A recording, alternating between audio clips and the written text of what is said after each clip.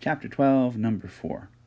Ceres, the largest asteroid known, has a mass of roughly 8.7 times 10 to the 20 kilograms. If Ceres passes within 14,000 kilometers of the spaceship in which you are traveling, what force does it exert on you? Use an approximate value for your mass and treat yourself and the asteroid as point objects. Quick picture.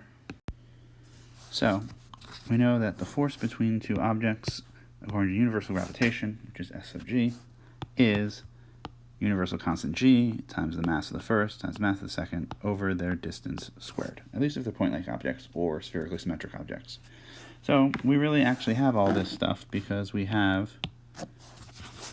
m1, we have an approximate value for m2, and of course we have r. So we end up with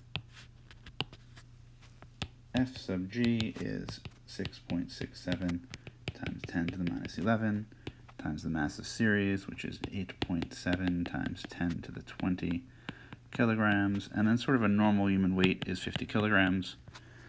People are somewhere between 50 and 150, so that seems reasonable.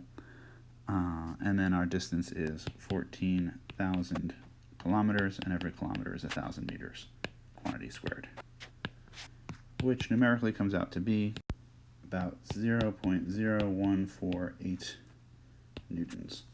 And we could expect a number maybe a couple times larger than that, but certainly not as many as 10 times that, and maybe a little bit lower than that, but not by a factor of 10. So that's about right. Notice that that's about 1% of a newton. So even though this is a pretty big rock passing relatively close to us, it doesn't really have much impact on us at all.